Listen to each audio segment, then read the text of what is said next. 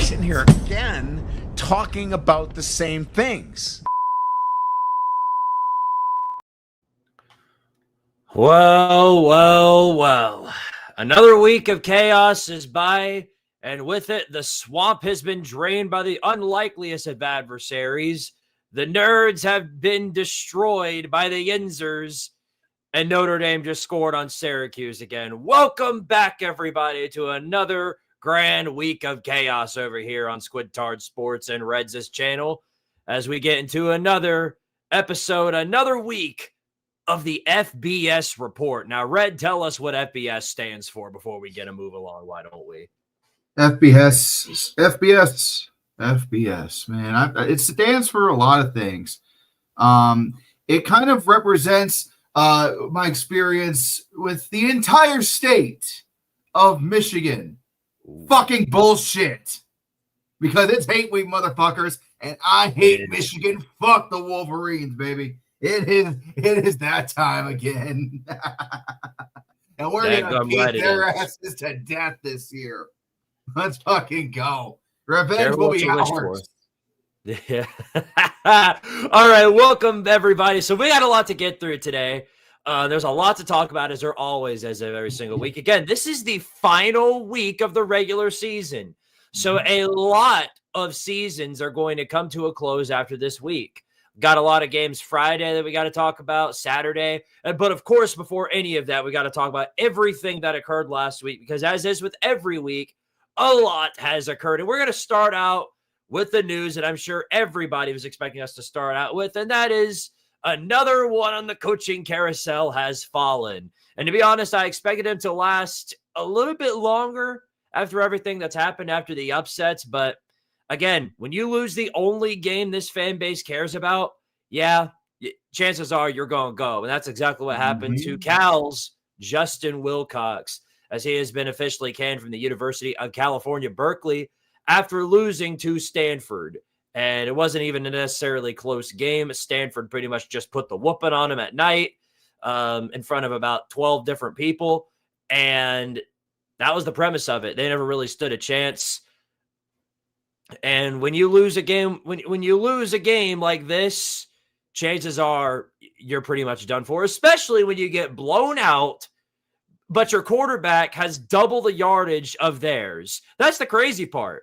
They had more yards passing, twice as many passing yards as Stanford did. You know, you want to know what they didn't have?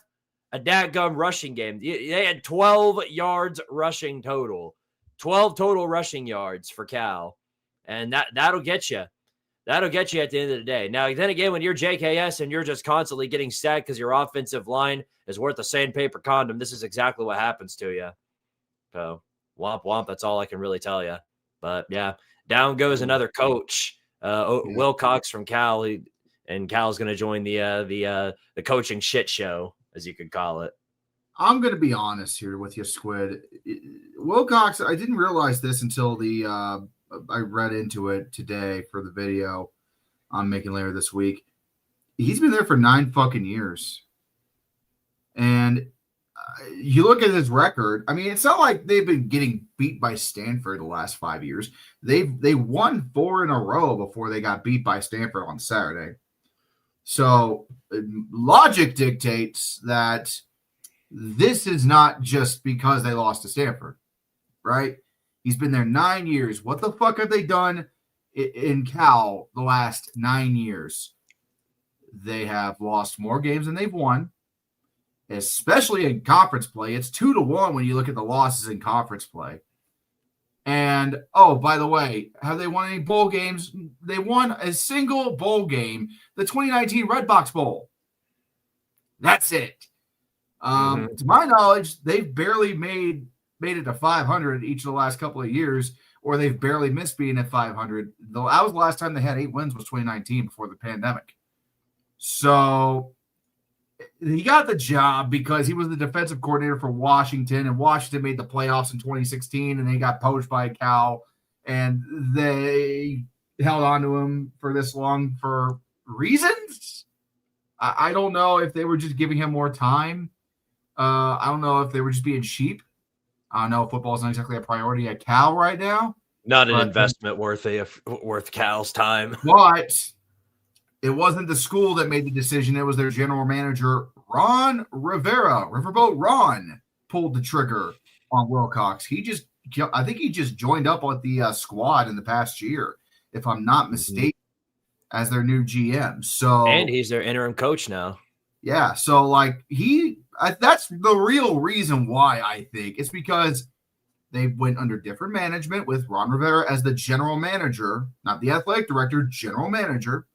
They haven't been that good for a long time, and this was just the final nail in the coffin. You could say, oh, well, they beat a ranked Louisville. Yeah, is Louisville actually that good, to be honest with you? No. We've kind of seen that now, right?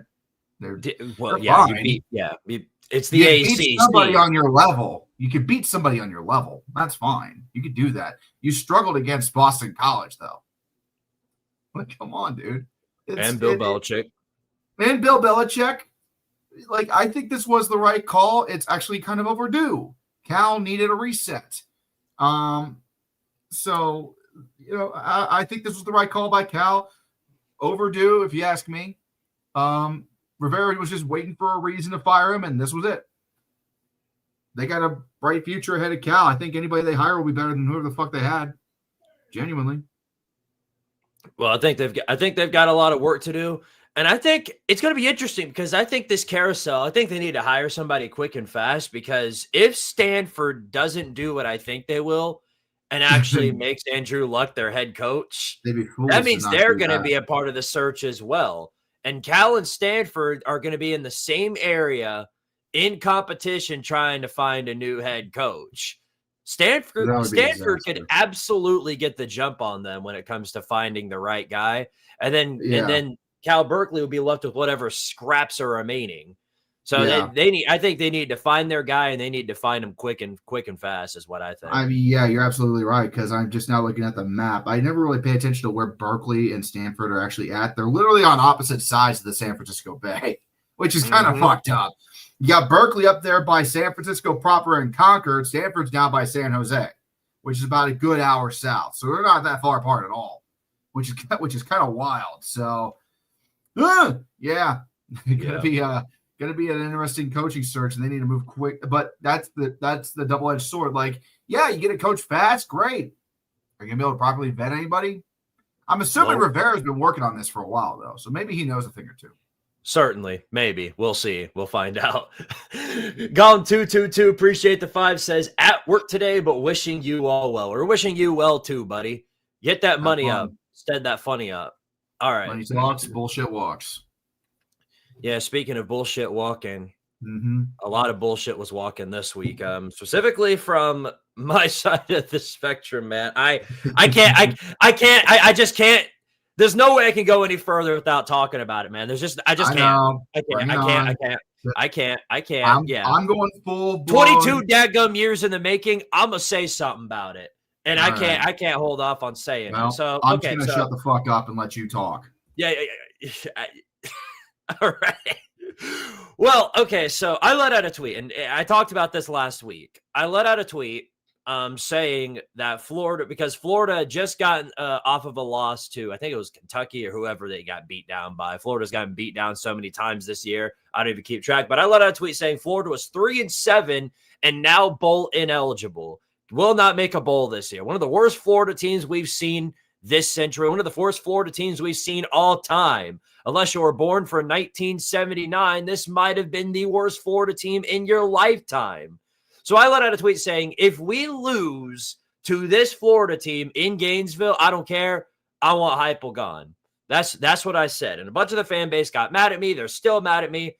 But whatever happened, I think they listened. Somebody spread the word at Tennessee. Because what my team did was come out and they played on the road at night, probably the best football I've seen from Josh Heupel. And that's not, again, that's not an exaggeration. I know it's a 3-8 Florida team. Like, look, if you've seen the teams that we lost to in Gainesville, you would be very surprised at how well Tennessee performed in that first half. And that's exactly what they did. I mean, I haven't, because Josh Heupel has gone on the road plenty of times, and pretty much what he does every time is he plays soft, plays down to competition, sometimes doesn't even score any points until the second half. But what happened in this first half of this ball game was an absolute whooping of the century. We just outright went in there and obliterated them, wiped them off the face of the earth. It took one dadgum quarter for the game to be over. Literally. After the first quarter, this game was literally over. And we just kept putting the whooping on them. The defense played well. The offense went out there and executed to perfection. Joey Aguilar was out there slinging the run game. This is the highest amount of yards we've run all season, 248 yards on Florida in the swamp. DJ Lagway, of course, looked terrible. Florida was able to run the ball, but not until the second half. And none of the run plays that they actually executed, it got held back by ref ball, and they basically executed themselves. And so we went in there, we executed, we did exactly what we needed to do in that first half. Second half, yes, we got extremely conservative. Josh Heupel did the usual smooth brain clock management, blah, blah, blah, blah, blah. You know the idea. But the game was over. Florida fans are leaving in droves. Literally the ones that stuck around to sing Won't Back Down for the experience, and then they backed down and proceeded to leave the stadium in droves to beat traffic. That's exactly what happened. It was over at halftime. They had no coach, no leadership, and a quarterback who you can't trust to throw a pick not to throw a pick in any given scenario. Well, he didn't throw an interception, but that's only because they threw screens. I knew it was over when they were throwing screens on 3rd and longs. That's how I knew that Tennessee had this game won no matter what happened. Even though I've seen some ridiculous comebacks, I've seen some ridiculous things happen in this rivalry, I knew this Florida team didn't have it in them to come back, and that's exactly what happened. Tennessee took care of business. They executed to perfection. They did what I wanted them to do. And not only that, but Heupel proved he had somewhat of a spine. And so, yeah, I said that I would have wanted him fired had we lost this game. So the fact that we didn't lose this game, I'm a believer again. I'm a believer in what Josh Heupel could do in this program. Look, it's been 22 years. The last 10 times we played in the swamp came out as losses in the most ridiculous of fashions imaginable. And whatever you think of Josh Heupel, that doesn't matter. I mean, credit to Joey Aguilar. This dude is going to go down as a Tennessee hero for the distant future, I think, at Tennessee, because there's only been, in the last however many, like 50 years, there's only been 3 quarterbacks that have ever been able to repeat what Joey Aguilar has done. And actually only 2. And I think there has only been 2 quarterbacks that have beaten Florida in the swamp, actually. One of them was Casey Clausen. The other right there, Joey Aguilar. So in my mind, this dude is going to come down as a legend that basically saved this season, because I don't know where we'd be if Nico was still our quarterback. Maybe we would be the ones at 3-7 or 3-8 or whatever UCLA's record is. We'd be right there with them. So in my opinion, hell of a game performance by Tennessee.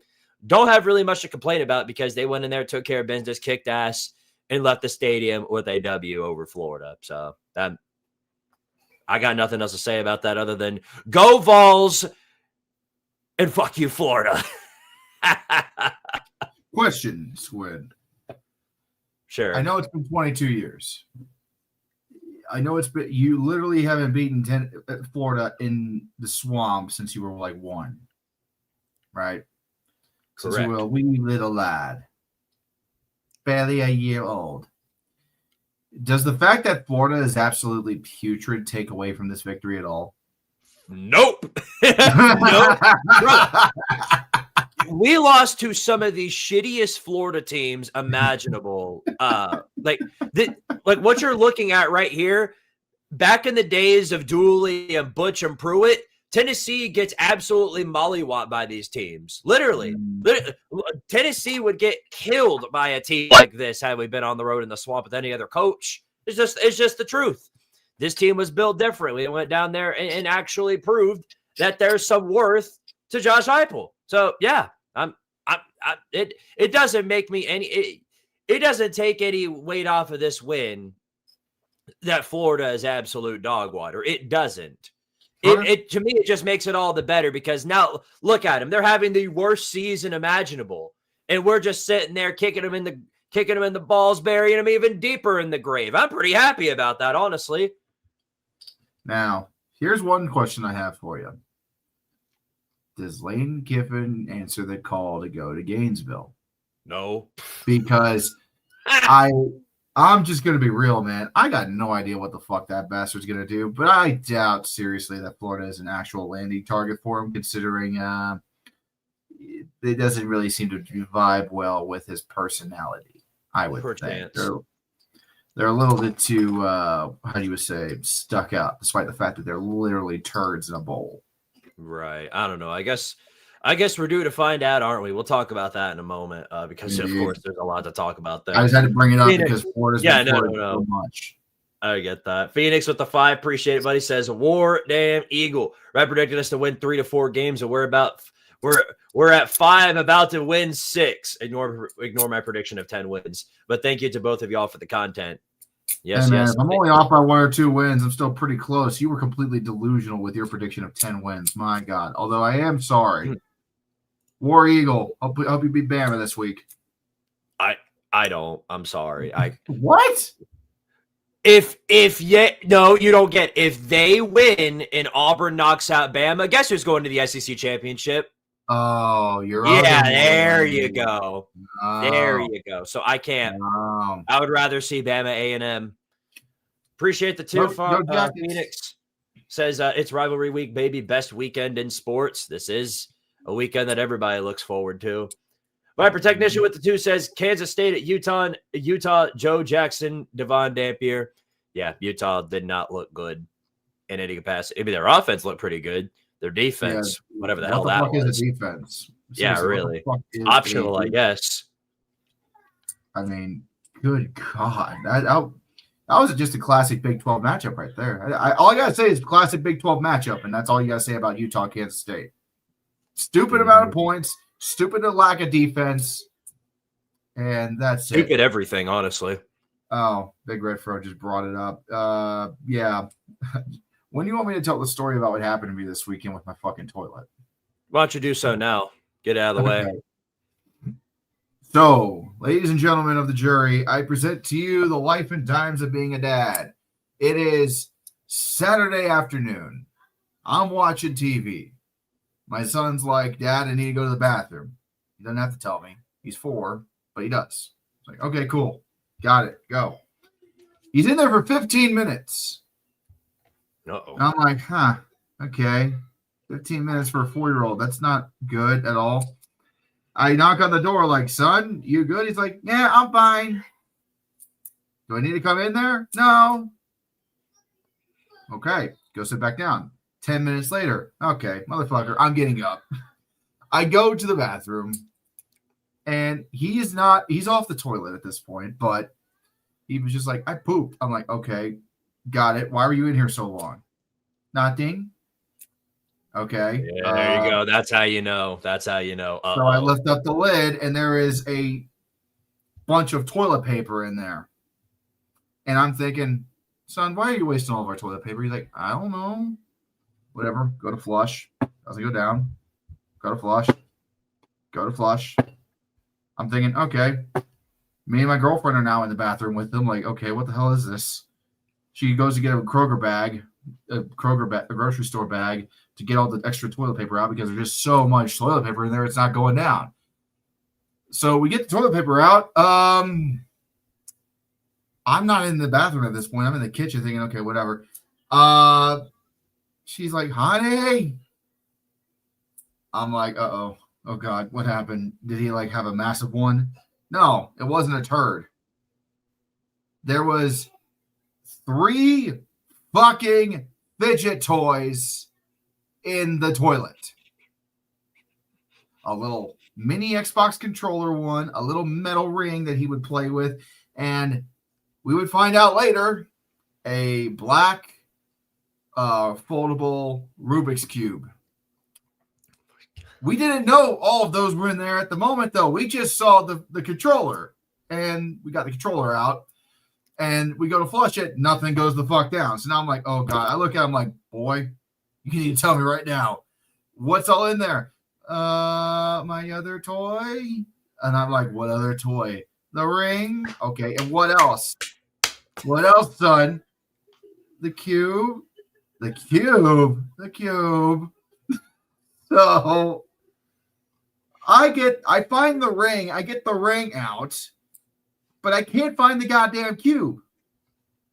So I start plunging the motherfucker, thinking, okay, it's probably gonna fit through the pipes. I'm plunging, not gonna. Yeah. See, no, yeah. The moment I hear, oh, I put some stuff in that's when punishment first, questions later. That's how that would go down. This is not the end of it either. I'm getting to it though. I'll hurry the fuck up. Mm-hmm. So I'm plunging it. I worked on this fucking toilet for 3 hours. 3 goddamn hours. So I'm plunging a fucking toilet. And it's just not going. It's just me now because my girlfriend works night shift. She had to go. I had no help. And then I realized, oh, wait a minute. Oh, I've held that cube before. It's big. Oh, shit. It's fucking stuck. So I go in, I get a wire coat hanger, and I try to scoop it into the bowl. I couldn't find that fucker. It was deep in there at this point because I've been plunging the shit out of it for the last 3 fucking hours. So I called the local plumbing company. They're not sponsored. Apollo Plumbing, if you're in the Cincinnati area. Those guys are awesome. And they're like, okay, we're going to have to come tomorrow. Everybody else is booked up for the night. Wait, what do you mean tomorrow? I need my toilet fixed now. I got to take a shit. And the long story short, after a day of suffer, after an evening of awkward trips outside, we ended up, the Apollo guy the plumbing guy come. He looks at the toilet, looks at me, looks at the toilet, looks at me. He's like, you said what's in there? Like a Rubik's Cube thing. He's like, oh boy. Okay, I got bad news for you, buddy. One of 2 things are going to happen. I'm either going to get the vacuum in here and it's going to suck out, or I'm going to get the auger and it's going to break the toilet. I'm like, okay, let's get the vacuum. 10 minutes of the vacuum, nothing happens. He's like, I got to get the auger. I'm like, please be careful. He's like, sign the waiver so I don't get in trouble if I break it. Ooh. 5 minutes later, I hear. And there you go. And all of a sudden, I feel a burning hole in my wallet because the plumber, unfortunately, in the efforts of getting this damn cube out of the toilet, broke the porcelain in the plumbing. So, and that is how I am suddenly $500 more broke. It could have been $1,000, but they cut me a deal. They gave me 50% off because I've used them plenty of times, and also because they know it's a 4-year-old that did this and not my stupid ass. So they gave me pity. They gave me a pity 50% off. Yeah, and I only had to pay. Present, but you ain't really there. I only had to pay for the price of the toilet and for him to put it in, and that's about it.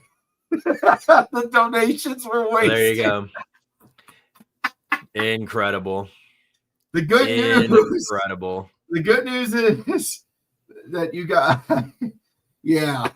Well, this is what happens when you. The good news. There ain't no good news in this one, brother. I'm sorry. This just sucks. Yeah. Well, you know what, guys? What did we learn today? If you don't want kids, no pressure. I get it. Kids can be assholes. This boy has cost. By the way, I won't go into it any further because we got to move on. But my son is officially going to start. The first 5 paychecks he gets when he's old enough to get a job are going straight to me because he's broken 2 toilets and 2 windows. Oh yeah. This is not the first time it's fucking happened. Not with toys either. Just in general, he's a destructive lad. I love him, but damn. Yeah, that should count towards his Christmas gifts too. What did I get for Christmas, Daddy? Oh, a new toilet because you broke the last 2. That's what I would do in that situation. You broke both my windows. You've broken 2 of my toilets now. Enough is enough. You're only 4 years old, goddammit. Yeah, you need to send them to Michigan so they can break their football program. Oh, I actually do send them to Michigan for 3 weeks out of the year to go hang out with my father and my stepmother. So that's actually legit. Nice. Great. I love that boy to death. I really do. But, man, he's expensive. All right, anyway. Yeah, no. I hear you there, brother. Some super chats came in. Depressed Chargers fan with the 5 says, as a USC fan, I say we go 9-3, but it would be the saddest 9-3 possible. I say that prediction was pretty accurate. Hey, who knows? The Pop-Tart Bowl, or not the Pop-Tart Bowl, but the Rely Quest might be looking at you or something. Who knows? Josh Elander, 2024 champs with the 5 says, it took my sister having a gay wedding for UT to win in the swamp. Going to need her to do it again in 2029. What was she the one getting married, or was she attending the wedding? That's probably all I getting married if it's that big of a deal. Well, if that is the truth, congratulations. Hey. All right. Anyway, you want to talk about a toilet overflowing? I got you a present right here. My goodness, you had one job. Now I'm okay. I will say, I'm not surprised. I'm not in the least bit stunned that Georgia Tech wound up choking this. They had the easiest path possible. But I've talked about that with Georgia Tech before, and I stand by it. It's Haynes King or bust. If Haynes King doesn't have a phenomenal day, Georgia Tech just full-on collapses. And not only did Haynes King not have a good day, he had probably his worst performance over the entire season. And so the offense crumbled. And the defense, you can't rely on a Georgia Tech defense because all they do is just flat out collapse every single time they get on the field. So Pitt rolls on through, scores pretty much every single possession that they had, took a 21-0 lead real quick in the first quarter. Georgia Tech attempts a comeback, but then everything sort of disappeared and vanished off the face of the earth the moment the turnovers happened. He throws interceptions. The pick 6 was what really killed them and took him out of commission. And the Yellow Jackets go down and lose their spot in the playoffs in the most humiliating of fashions possible by going out and losing to the Yinzers at home. So, womp. Yeah. Let me just paint a picture here.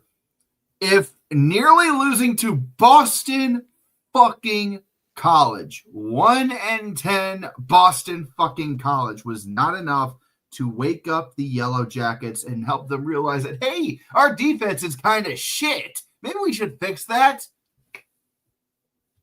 Because the NC State performance obviously didn't do anything to wake them up either. Nothing would have. They were going to lose this game. You look at everything leading up to this game for Georgia Tech. This was just, by and large, like the culmination of what has been a slow decline and regression for the Jackets. They're not a bad team. Let's just be clear. They're not a bad team. They're a good football team. But Haynes King is the only real weapon they have. They got Jamal Haynes is a good running back, and they got a couple of pieces on offense, sure. They make it a little bit more than one-dimensional, but the defense needs to actually stop something sometimes. And they did for like a moment, but then that final run here, like, it's not like it was a blowout the whole game. Georgia Tech did come back. They about Yinzered their Pitt literally about blew this game twice. Genuinely twice. You had the initial where Georgia Tech was starting to come back. and they were only a touchdown away from getting within 7 points. And then pick six was thrown by, King, and it was 100 yards back the other way. But then Pitt's offense completely crashes out again. And Georgia Tech, they're coming back. Pat Narduzzi gets fucking stupid and fakes a fucking punt when you're up by 14 on your own side of the field. Turf Monster eats the running back that takes the snap because Karma was like, dude, this is fucking dumb. Fuck this. Kills the play with a trip up in the backfield. Georgia Tech scores. They're only down by 7. The defense just, despite everything that Pitt did to Georgia Tech, all the defense had to do was get one stop.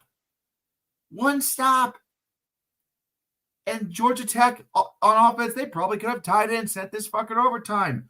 Nope. Running back right up the middle, 60 yards, touchdown, ball game, Pitt wins, lol. The most undeserving win of the week, in my opinion. And you could say Pitt played better for 60 minutes. No, they didn't. They played better for 45 minutes. But you got to play all 60 minutes to win. And Georgia Tech, if one more linebacker was standing between that running back and the open field, it would have been a different result. Let me tell you that right now. So, yeah, but then you realize that Georgia Tech, they survived, and Pat Narduzzi is a fucking dumbass. There you go, and that's that's all there is to it. Fucking cynical about that team now. My God, I was texting Tree throughout the game, on and off, and we were talking to each other about it, just being like, "What the fuck are we actually watching right now?" And at the end, he was like, "I'm honestly more shocked than Georgia Tech fans are right now. How the fuck did we win this game?" I would have said something to him about it, but I was so locked in on the game in the swamp, I didn't really think. I watching Georgia Tech full on collapse, I was just so worried we were going to do the same thing. That's what my concern was. Yeah, I mean, this was more Pitt getting lucky, I think, than Georgia Tech collapsing, if you ask me. Well, it's also that their defense is absolute atrocious dog water donkey doo-doo ass. Both of them are. Frankly, both defenses are. Notre Dame skewered the fucking Panthers last week like it was nothing. Even if Pitt makes the ACC championship and wins the fucker, which hell would freeze over, I think, if that happened. Their first round exit, I don't even think they make the playoffs if they win the ACC at this rate. Blake Gideon has not been the hire. Blake Gideon has not been the hire Georgia Tech has been wanting at all in any capacity. I thought he was going to do pretty good there, but when he got hired as the DC, I thought like, oh, this is a great hire. Safeties coach in Texas. This dude's going to start doing pretty good for him. It's just been just an absolute atrocious mess the entire season. I think he's in over his head. Either that or he's got some major development. Or give me a second. Major development he's going to have to do. Or a lack thereof. It's not a roster issue. They have good players on defense. It's not a roster issue at all. Georgia Tech has been putting in the fucking work. And I think long term, they'll be fine. Their head coach isn't going anywhere, I don't think, unless somebody wants to try to poach them. But I think Georgia Tech will invest. They're clearly investing in the football program now. They're renovating the stadium as is. It's partially why they're playing the clean old-fashioned hate in the fucking Nest next week in Atlanta. Mercedes-Benz Stadium. So that's part of the reason why they're renovating the goddamn stadium. So they're investing the money in it, in the fucking program. They're going to be fine, I think, long term, but they need more. They just needed more this year. Hell of a season for them. Great run. Can't be mad at it if you're a Georgia Tech fan. You got almost all that you wanted and you hoped for, but you're not going to be ACC champs, and I bet your fucking ass you're not beating Georgia. I'm sorry, guys.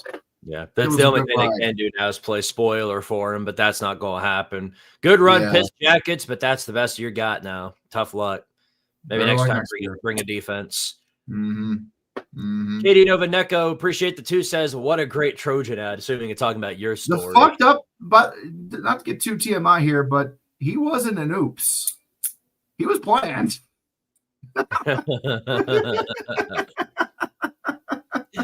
Good to know. Electro appreciate the fun, says Cal will be like, you know it. What? You tell the story. What? You tell the whole damn world. Justin Wilcox, get out. Or Yeah, I've got him. I've got the thingy on here. Justin Wilcox. There you go. very well. And get out he did. All right. Well, yeah, no. I will say overall, I mean, we had a couple of interesting results this week, but in terms of just like explosive upsets or really like big games, there wasn't much to the table in week 13. It was just all made. A lot of it was just getting in preparation for the chaos that was getting ready to occur this week. But I will say we had a dumbass fall this week. One top 25 team reached a higher level of dumbass than I ever could have expected. But Burt Bielema, he found a way. Oh, Illinois God, loses to this Wisconsin, motherfucker. and all the 12 quarterbacks they trot onto the field every single game. Wisconsin managed to find a way to win again. This time, I think it was, they actually, their quarterback actually did the work this time instead of their punter. I know, crazy. Yeah, they actually had a quarterback get like 75 yards. Woo!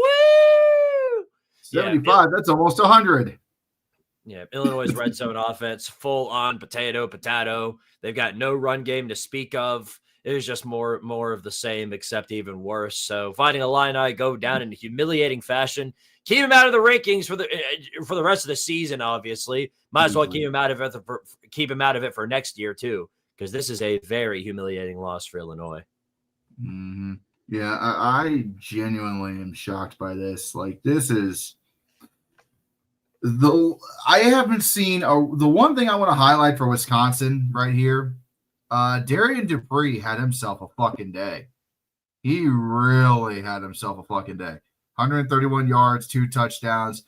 You know, he was making people think of like the old days when they had great running backs like the great Ron Dane in their backfield again. Like it was insane to think about. Like it wasn't even like a bunch of short bursts either. He got an 84-yard one to the house at one point.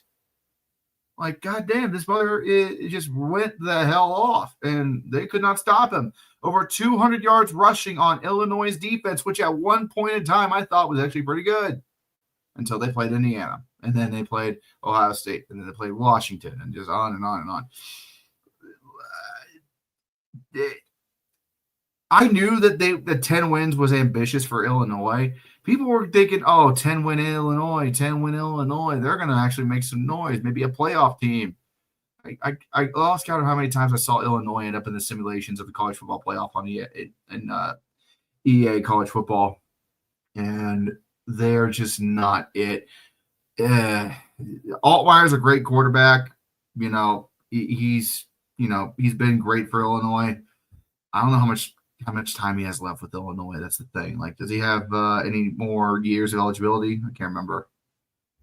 And if he doesn't, welcome back to the basement, Illinois. We missed you. We kept your seat warm for you. Have a seat. Enjoy. You get to sit next to the likes of Rutgers and Northwestern once again. And actually, Northwestern isn't terrible. I mean, yeah, it's just all a matter of which quarterback they can, sack out of the portal. But that's about it. Arctic Phoenix with the 2. Appreciate it, buddy. Says Wisconsin versus Georgia Tech neutral site. Who wins? I've got Georgia Tech in that one because Wisconsin. Even if they do manage to like shut down Haynes King just a little bit, they won't be doing much better because their offense, even as bad as Georgia Tech's defense is, their offense is full on potato. Yeah, no, like Georgia Tech could score 40 on Wisconsin, no problem. Mm-hmm. Dave Alinsky with the 20. Thank you, good sir. Says, I don't know which is more harder to figure out, the playoff race or conference tiebreakers. Seriously, some of these tiebreakers are so hard to figure out sometimes, aka just look at the MAC. Red is going to speak with us about that at the end of the show. Don't you worry. Stick around to the end of the show. I will clear up all of it, and you will have the all-seeing knowledge in terms of conference alignment or races, but sort of, kind of. Well, I'll explain later. Yeah, right. Well, thank you for the 20, good sir. All right, well, we talked about Florida already. I deep dived into Florida and about how absolutely terrible they are. But you know who's going to be playing them for bowl eligibility? That's right. They're good friends from in Tallahassee, the Seminoles. Good Lord, the Tech Noles dadgum lost again, everybody. This time on the road at NC State. And a lot of that is partly due to having USC special teams in the sense that they absolutely suck in every capacity imaginable. And there's nothing positive that I could say about Florida State as a team anymore. They just constantly let you down every single time. Once they get into the red zone, they just basically flop all over themselves, blow up. And to lose to this NC State team sort of proves that. And they've already, I don't know. I might have to use my executive authority to give Florida State Clown of the Week for this, but they announced, of course, that last night that they're keeping Mike Norvell for yet another year. So he gets another mulligan season. We thought that was the 2024 season where they finished 2-10. Nope, it's this year too. He's got a mulligan, and most of that, I'm sure, is due to the fact that he beat Alabama, and so they just continue. They just forget about the 6 losses that came afterwards. We beat Alabama. What did we do? And now look at how bad things are panned out. Broken program. Yeah. So 2 things I learned from this game. Number 1, Florida State has always been garbage. Nothing has changed. They got a few more wins this year, and that's about it. It's the only thing that's good about this season. At least you're not 2-10 again. That's improvement, right? Second, how broke are your fucking boosters? Like that? Did that renovation on Doak Campbell Stadium really drain the bank accounts of all your boosters, especially with these high ass ticket prices you pay now? Just to go to a goddamn game in the cheapos? The lawsuits did. The lawsuits as well. Like the lawsuits, the renovation, the driving the casual fan away, and on and on, the NIL, and on and on and on and on and on. And then you're like, well, we got to get rid of Norvell. It kind of sucks. And the booster's like, yeah, we're not going to pay for it. We're broke. But guess what? He's got to stay. And that means only one thing. As the Dope Burns has been renewed for season 3. God fucking damn it. Yep, welcome back. They might keep you around. The Doke is going to keep burning for a while. God, I can't believe I talk more about Florida State than I do my own Buckeyes these days. It's fucking ridiculous. Yeah, who knows? They might do like Michigan and try to run away from the conference. Who knows? Yeah, crazy stuff happen. I feel like that. I feel like that's going to be the end stage of like college football's mega conference era. It's not going to be like this forever. Eventually, a couple of schools are going to get sick of this shit, and they're going to break away from their mega conferences because they can make it on their own as their own big program and get media rights. They're going to try and be Notre Dame. Michigan could be like Notre Dame. They could. They really could. All it takes is just one network to be like, oh, yeah, shit. We'll give Michigan football every week. Fuck yeah, let's do it. Mm-hmm. Or Michigan can even be like, we'll partner with the TV legacy network, but then we're also going to put out an app, and we can put streaming out for all our fans, and they can get all the revenue to themselves because what Michigan fan wouldn't want to watch Michigan on their own fucking cell phones with no problem for like $10 a month or whatever the fuck it is. And give them their own TV network too. The Michigan network. Exactly. Give them a legacy network. Have them be like, well, I mean, NBC's got Notre Dame already, so we can just partner you up with Notre Dame. And partner up with the CW. Yeah. Okay. Anyway, enough Michigan banter. We got plenty of time for that. Fuck them. Yeah. But speaking of which, though, anything you got to say about this result here? I'll let you yap about it, but I don't think there's much you need to say. The beatings will continue until morale improves. Never will. It's all right. Great stuff. I've been telling you all this for weeks now. Although I will say this, I am a little worried considering that we had 2 of our top wide receivers sitting this game out. Now, I don't think there's serious injuries. I think they're just lingering like slight bruises and scrapes that they saw and they were playing Rutgers. And is it really worth putting our best guys out there for Rutgers? Because we're just going to smoke them anyways. So I'm trying not to think too hard into it. We're seeing it now. I saw it with some other teams too. There are some teams definitely resting their best guys, and I think you're one of them. Because let's be honest, Rutgers against Ohio State, it's hydrogen bomb versus coughing baby. Yeah, you know what I mean? It's you're going to win no matter what, at least in my eyes. So Rutgers is not going to come into Columbus, Ohio, in Ohio Stadium and beat the Ohio State Buckeyes. No, sir. That does not happen. Yeah. Josef Stalin with the 5 says we need FSU and Bama to lose so we can get both As the Dope Burns and Dixieland Destruction in the same video.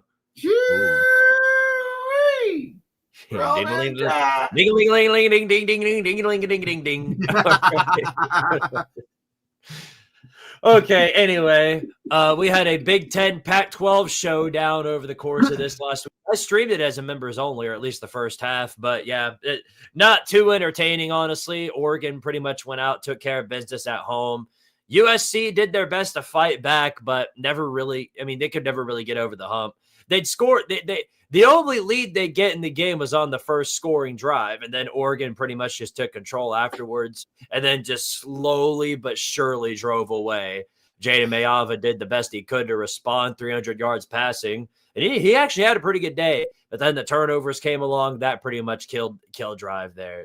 That pretty much killed drive their chances. So USC actually had, they had a path to the Big Ten championship in the playoffs had they won this game.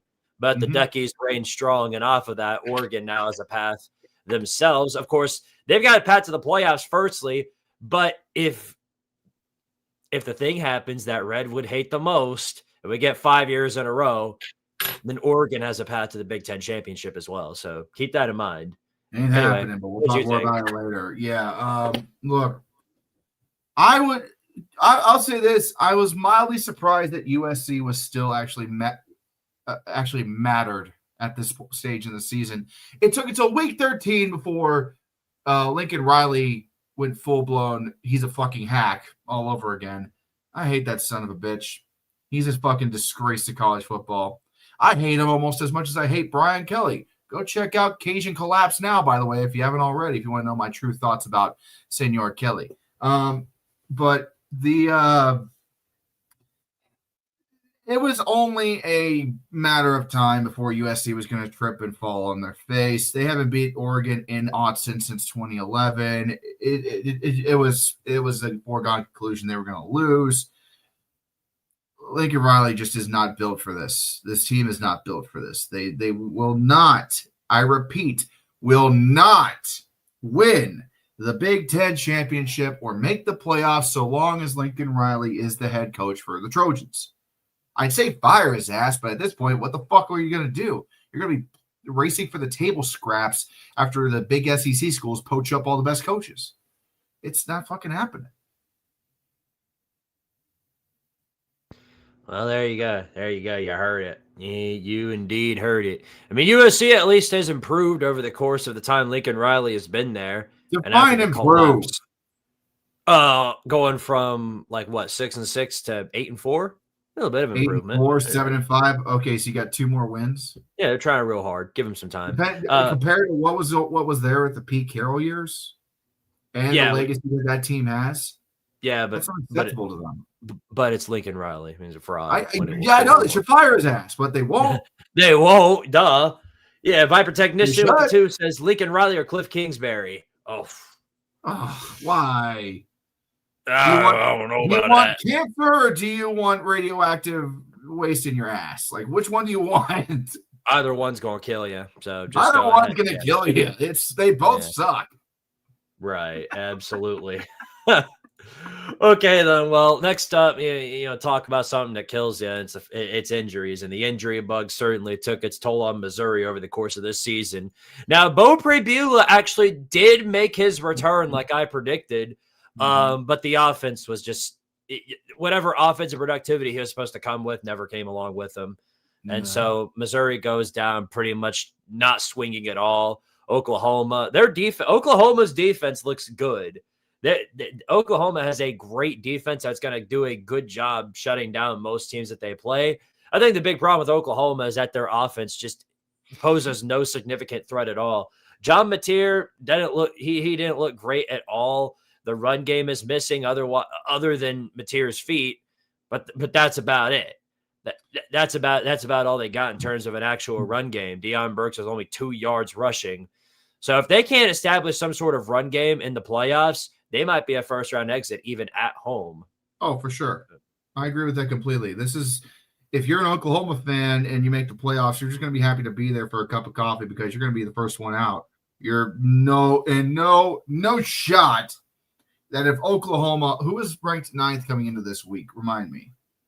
Notre Dame. Notre Dame. No shot if the playoffs continue. I know the standings will update later. I think they already reveal the new playoff standings tonight. No, they do it tomorrow. They do it tomorrow. That's right. It's Monday, not Tuesday. So let's say Oklahoma and Notre Dame end up being the 8 and 9 seeds in the playoffs. No fucking shot the Irish come into fucking Norman and lose against this goddamn sad sack of shit. The only thing keeping this offense running is Isaiah Satenga. That's the only thing on the field worth a fuck right now for the Sooners is Satenga. And he's just one guy. And he doesn't always get the fucking ball. He only got the ball 3 times in this game for 1 touchdown. You're not going to get the ball at all if you're playing an actual team that's worth a shit. Mizzou's injured as shit. And even Bo coming back, like he's still hurting. All they had was Ahmad Hardy, and he get rid of the buzzsaw, which is the only reason why Oklahoma's still relevant. The defense. Oklahoma's defense is getting hot at the right time. That's the only way Oklahoma has won their football games these last couple of weeks is the fucking defense.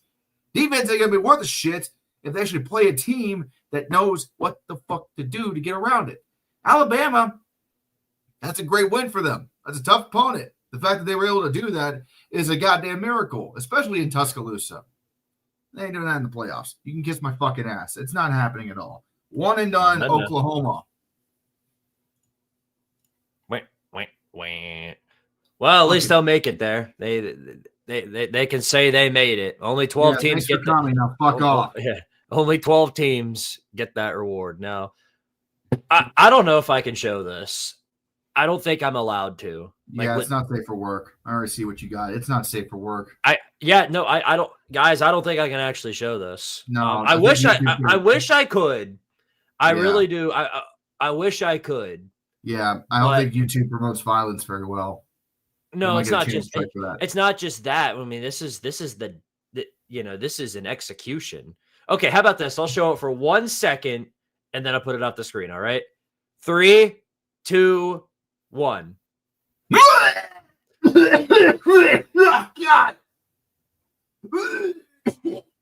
Yeah, I've seen enough. I've seen enough. Oh God. Why?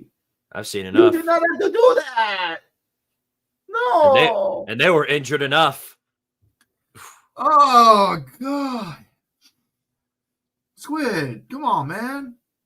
Yeah, look, man, I don't like it either. That's why I gave a countdown. It was for educational purposes, man, because the people got to be informed of what happened.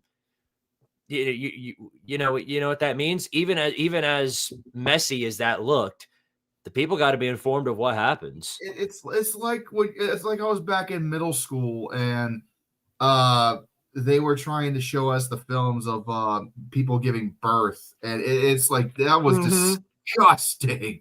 That's literally what that is. Literally, it's like, all right, now we're gonna put on the screen somebody giving birth. If you think that's gonna scare you, then I advise you look away. Then they give a countdown, and then they show it on the screen, and then you just hear ah. That's literally what that was. Oh God, it's crowning. There's nothing else to say about that game. Nothing else to say about what we saw on that day. So poor Syracuse, they have families. God damn it. Right. Anyway, oh God. Okay, let's move on to the next. Because what was this supposed to be? What in the world was this? Classic Big 12 football? I guess so. I guess we reverted back to the Big 12 of 10 years ago because what the hell? What are we doing here, Utah? You guys had one of the most consistently great defenses over the course of this season, and then out of nowhere, you you dadgum let Chris Kleeman, the minister of fourth downs, and Avery Johnson come in on you and put up almost half a 100 points. Just absolutely crazy. I don't understand it. Put 24 points in one quarter, and their quarterback got 100 yards passing. Joe Jackson had himself a day, though. I mean, I don't know how Utah let their defense get that badly carved up, but Joe Jackson, what a day for him. That had to have set a school record. Had to have. I would think so. I mean, when was the last time we saw a near 300-yard rusher in FBS anywhere, quite frankly? I mean, you got to tip your hat to Joe Jackson. That's a hell of a game by one man. To be more than 3/4 of the 472 yards rushing that Kansas State put up is a hell of an accomplishment. But, whoa, doggy, what the hell were you doing, Utah? That's what I want to know. Like, I expected Kansas State to give up that many points, but Utah, bro, you're still in the Big 12 title hunt. You got to be better than that, dude. Like, come on. If you end up somehow bullshitting your way to Arlington, Texas Tech or BYU are going to skin your ass. Oh, fuck. Could you imagine if the Holy War ended up in the goddamn Jerry World for the Big 12 title? Holy shit. Oh, no. Yeah, no. Texas Tech would need to just completely fall off the map.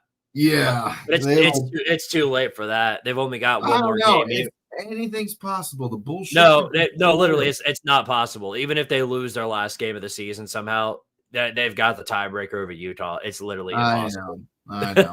I know. We can only dream. I know. I'm right there with you. What would happen is some crazy ass 4-way tie where everybody gets tied up and there's some fucking tiebreaker goes Utah's way that disavows the goddamn head-to-head or some shit. Not happening. Right. Not happening at all. All right. Anyway, well, before we get into next week, because we do have a lot to talk about for next week, here's our weekly shout out section. Let's go ahead and give our shout outs before we go ahead and roll into next week. First of all, shout out to, yeah, sure. Go ahead.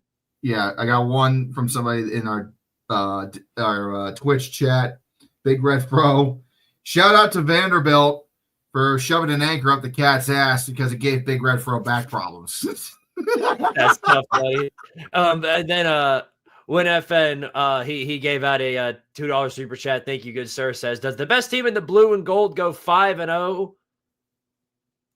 Do you have any idea how little that narrows it down? Yeah, that's a lot. Yeah, that's like saying, does the team wearing red jerseys win this week? Perchance. Maybe. Yeah. I don't know. It's kind of 50-50. Right. But yeah, no, shout out to Vandy. Spanked the crap out of the Wildcats, the Mildcats, if whatever you want to call it. Mark Stoops not extra motivated this week. Might be motivated against Louisville to finish out 5-6, they're 5-6 right now. Got to beat Louisville in order to make a bowl. Mark Stoops, can you do it? I don't know. I guess we'll find out.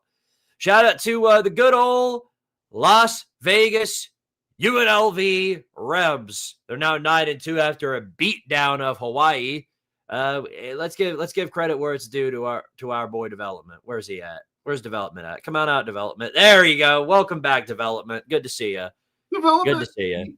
He's developed a solid team in UNLV. I'll say that. I'll give the devil bastard his due. Like he has made them into a solid team this year. Mm-hmm. Desert Rat Dan Mullen working at his finest now. Politely fuck off to the next team you're going to try to ruin. Right. Shout out to Akron.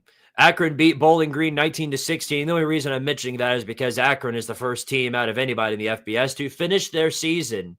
So they're done for the year. Yeah. They're 5-7. Even if they had 6 wins, they weren't going to a bowl because remember, they're too stupid for that. I'm not even like making a joke there. Like we all like they're actually too stupid to make a bowl. They're academically ineligible to go bowling. Like even if some crazy bullshit were to happen, they're academically ineligible to go bowling. Although I'm going to say this, I do kind of feel bad because they beat Bowling Green at home on Pudge the Cat's senior night. His owner's a senior. He may not be back next year. He should come back and just be the mascot handler for Pudge going forward for the rest of that cat's life. Yeah, don't forget. Yeah, and remember the fact that you let Ben Finley win that game, throwing 9 of 26. So legendary 6-year quarterback Ben Finley. And shout out to UMass, by the way. I know they lost big to Ohio, but we're going to find out. They're 0-11 right now. They're the only team left that has yet to win a single ball game. If they lose this week, and in fact, you know what time they play? They play tomorrow. We're going to talk about we're going to touch on that game, but yeah, they're 0-11. They have the chance for the perfect season. So keep an eye on that one. Also, a chance for the perfect season. A&M, they won again against Sanford, 48-0. They dominated. Shout out to A&M. Shout out to Mickey Mouse, did the same thing, 35-3 over Charlotte. Good for them. Let's see. Alabama, same thing. Eastern Illinois. You see the trend here that we're going with. A bunch of SEC teams basically had bye weeks. Fuck you, all the SEC teams that decided to play an FCS fucking cannon fodder this week. Fuck you, Georgia, for playing Charlotte. Poor Charlotte. They did not deserve that beatdown. Goddamn it. They're 1-10. It's our bad too. It's our bad too. We had Florida scheduled this week, so shout out to BYU. Their chances of making the Big 12 championship are still intact after beating Cincinnati on the road. Great day for the Mormons. Not a great day for the Cincinnati fan base. Multiple apologies from the administration for their attitude. Yeah, the Cincinnati fans were really cranky because we're all really cranky down here in the Natty right now because the Bengals got beat by the Patriots. The Bearcats lost. And then FC Cincinnati lost 4-0 to Inter Miami. 4 fucking goals? Really? Really, boys? Wait. 4 goals. I know they got Messi on their team, but fuck. 4 goals?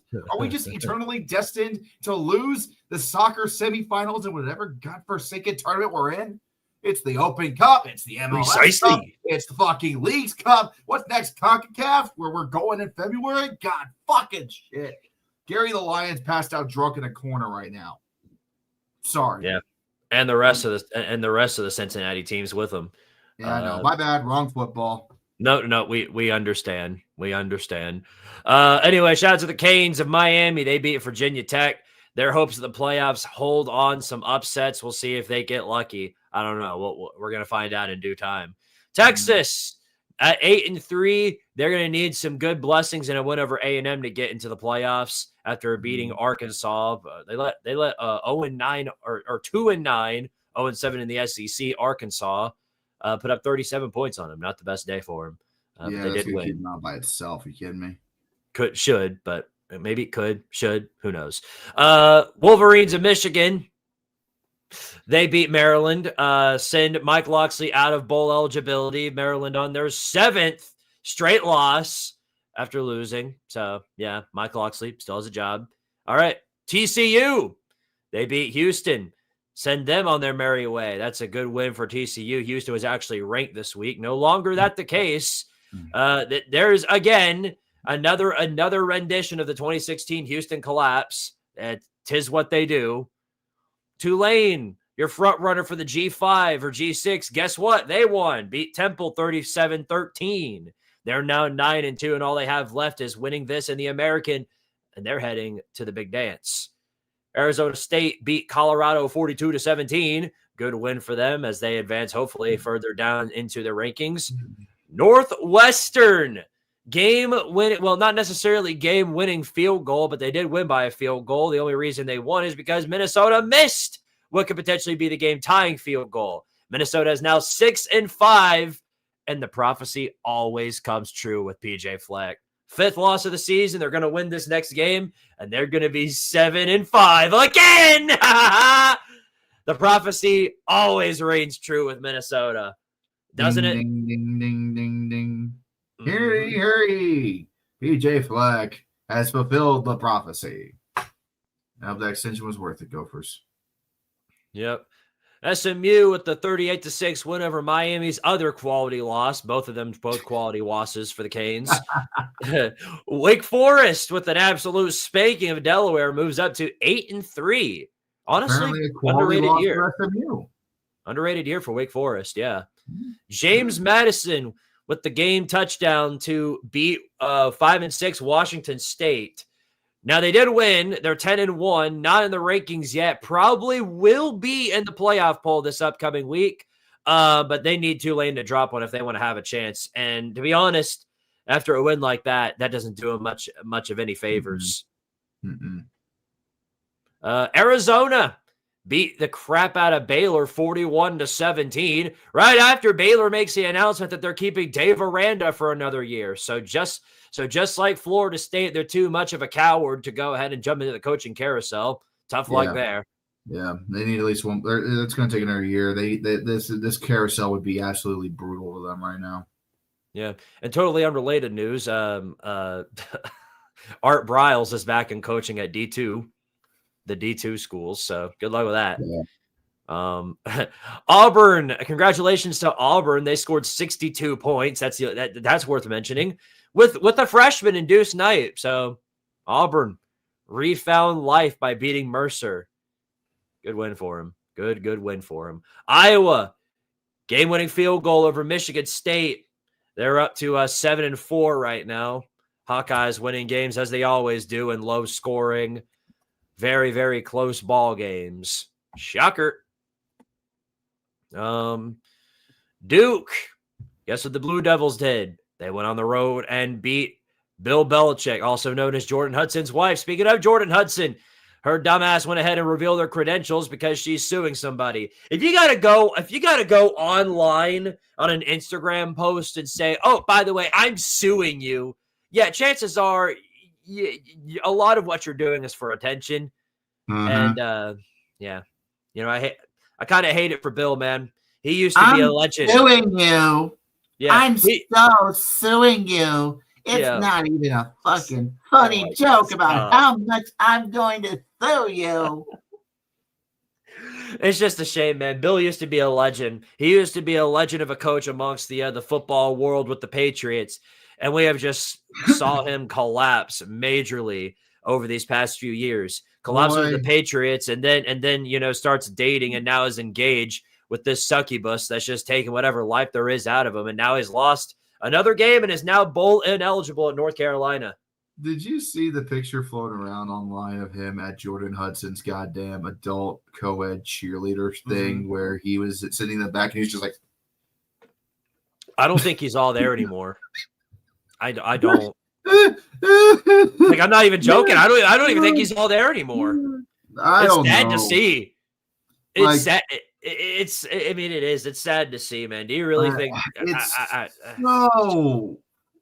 Like, when they put his ass in the Hall of Fame, it's going to be Jordan Hudson giving the acceptance speech. That's what's the fuck's going to happen at this rate. Or she's going to be standing right next to him telling him what to say. So, yeah, thank you what do I say, baby? Thank you very much for this honor. Yeah, what else? Well, no, she's not the one who hears from him. Bill doesn't. Bill is speaking everything that Jordan wants to say. It's the complete opposite dynamic there. Yeah. She's the succubus. That's what she's doing. It's crazy, man. Absolutely crazy. Anyway, UCF beats Oklahoma State. More news of the week for you there. Oklahoma State loses again, 17-14. Oklahoma State moves down to 0-10. Womp womp, sad face. Dave Valinsky with the 20. Appreciate it, buddy. Says only at Minnesota can start playing their coordinators and position coaches. Maybe we can start breaking out the middle of the road slump. Seriously, if PJ doesn't beat Wisconsin, he's on the hot seat. Well, I guess we're due to find out. But I mean, I would say that is his 7-5 is his forte. So I mean, let's be real here. This is like it's his forte, but this Wisconsin team is so fucking bad. Like, if you don't beat this fucking Wisconsin team, they're gonna have some discussions there. Like, there's no doubt in my mind about that. Yeah, right. You got to beat Wisconsin. You got to retain the axe this year. If you don't retain that axe, heads will roll. No doubt. Penn State won. A shocker, I know. They won their second Big Ten game of the season after beating Nebraska. Now, again, Nebraska is a husk of what they formerly wore with Dylan Mahomes' injury. So they definitely aren't the same team they were before, but sucks to see for the Cornhuskers. But at least this season, if all you got to do is win one more game, and it'll be an improvement over last year. And more than that, it doesn't look like Matt Rule is going to be leaving. So No, that's a plus. he already signed the extension. He's there for the long term. Woo! Nebraska avoided the minefield there because as things kind of turned out, if they had actually let Matt Rule walk, oh boy, you thought Scott Frost was bad in Nebraska. God damn. Right.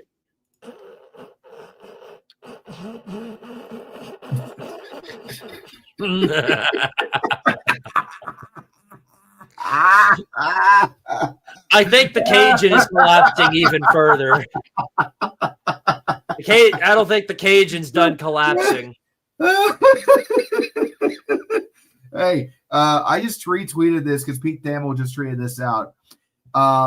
Brian Kelly's attorneys just spoke out because they're currently kind of in a big lawsuit hullabaloo with LSU trying to work out the buyout there.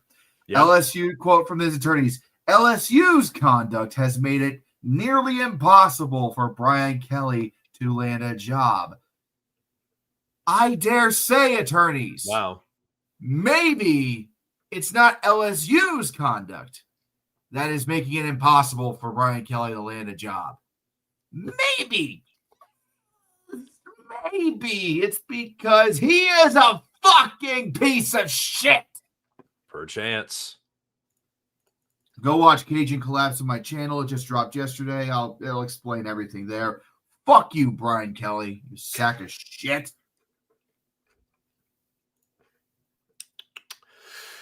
By the way, Nico lost again. That was an abrupt turn. Yeah. Well, was it? Yeah. If you were awake at 2 a.m. to see this game, then all you got to see was another Nico. I'm gonna leave you beat down. That's what you saw. There wasn't much else to it. No. It was. There never really is. I watched is. the game and I turned it off. Everybody was asleep after the first 10 seconds of it. All right. Anyway, time for some rivalry week action because we've made it to the final week of the regular season. We got a lot of games on our way, but first, before anything else, before that, Viper Technician with the 2 says, BK, have it your way. Whopper, whopper, whopper, whopper. Fuck you, Brian Kelly. Kiss my ass. Sorry. All right, well, before anything else, this is actually the first game of Rivalry Week, and it's tomorrow at 4:30 p.m. Eastern Standard Time. UMass is fighting for glory. They're 14.5-point dogs against Bowling Green. Okay. One game away from the perfect season. Listen, we can only talk about this with the right music. Ladies and gentlemen of both Squidtard and Red5478 YouTube, the Sickos Bowl has arrived. One of many this week, believe it or not, as Bowling Green, a team that is not considered to be one of the worst, although they're having a pretty rough season themselves. Punch the Cat's adorable. We all fucking love him.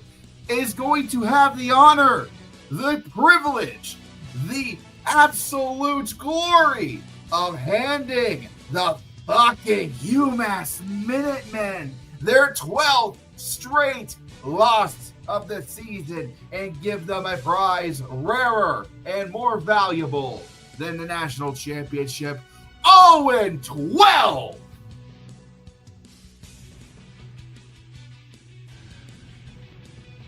I don't think I can say that better myself. I don't think you could. I don't think you could. That was wonderful. All that to say, UMass, the perfect season is underway. Become the new Kent State. We'll be waiting. All right, anyway, let's move on here. This is on Thursday night, 7:30 p.m. Eastern Standard Time. Navy and Memphis, 2 teams with 8 wins battling it out in the American for the right to perchance make the championship game. They'll need some hope. They'll need some luck. And they'll need whatever glory they can get. But this is their opportunity to prove it right here. Memphis is a 5.5-point favorite hosting Navy at home. You think they've got a shot because, well, like Horvath, he seems to think so. So what are the odds here? Something tells me, if I'm looking at the stats here, Memphis has a real chance. Memphis has been on a skid the last couple of weeks. They lost to ECU. They've kind of been playing like shit as of late after they lost their playoff and conference title hopes. But they are at the Liberty Bowl. It is on Thanksgiving. Anything can fucking happen. Things have gone kooky plenty of times. And I know a lot of people look at Navy's record and how they've been playing against certain teams. It's like, oh, it's the fucking, they're going to just blast their asses. No. Brendan Lewis is a great fucking quarterback, and he has played excellent this season if you look at it from the whole thing. Navy, on the other hand, their offense is literally led by one man. That's Blake fucking Horvath. The man that will one day be dropping bombs on our enemies has been, playing absolutely stellar against his opponents, but I genuinely don't think Navy wins this game. I don't. I think that this is going to open the door to North Texas potentially making it in this for the conference title game. Navy, there's a reason why, even though they've led the conference, Navy's not been ranked in the playoffs. It's because their offense is so questionable. And when their defense isn't perfect, oh, you fucking know. They barely beat Temple earlier this year, for God's sake. They won it on a miracle. I got Memphis 100% winning this game. I don't think it's going to be a blowout, but I think Memphis is going to win it. No problem. All right, well, I think it's going to come down to the best team that can run the football here. And while Horvath's definitely got his weapons at his disposal here, I think Sutton Smith is going to have himself a day that's going to open up the lane for Brendan Lewis, and Memphis will come out on top over Navy in this battle of the American Giants. That's what I think. Although we do support the military around here, I hope for that sake that Navy wins, but I want to count on it. Military ain't got nothing to do with it. We're just looking at who the better football teams are, and in this case, I think Memphis is the better football team. Better fighting force, 100% the Navy, 100%. Back-to-back World War champs. Let's go. Mm-hmm.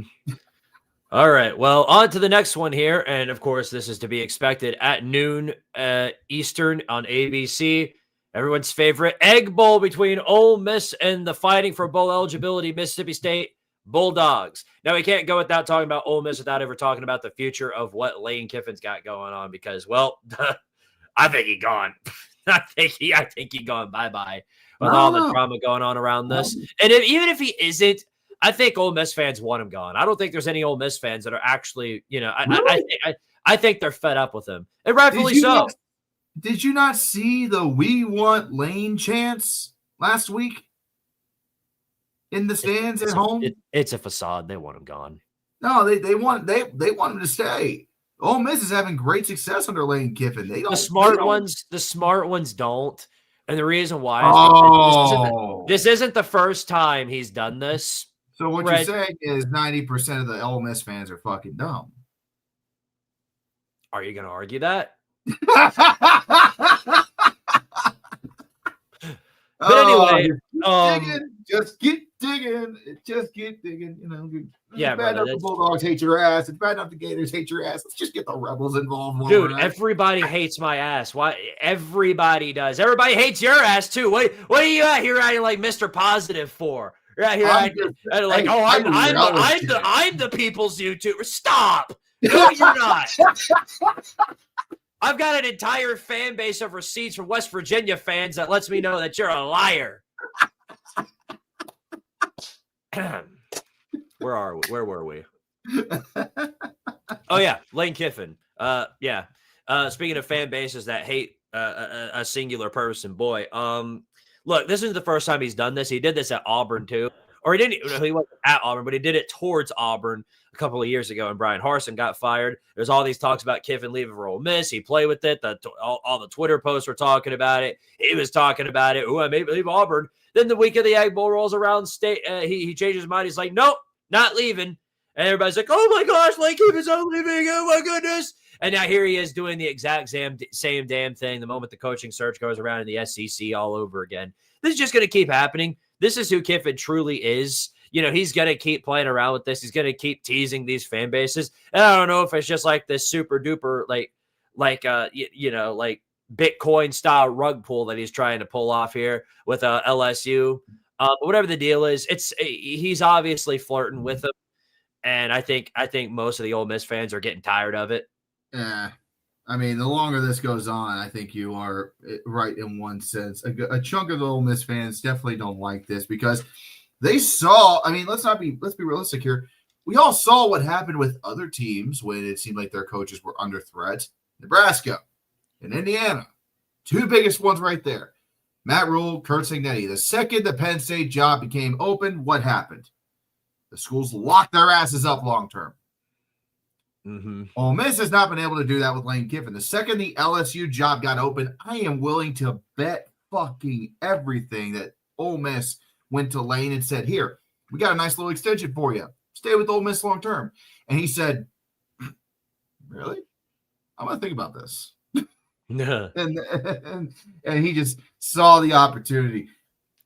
If I was a betting man, I would say that he wouldn't want to go to LSU or anywhere else because of the tire fires that those programs seem to be dealing with.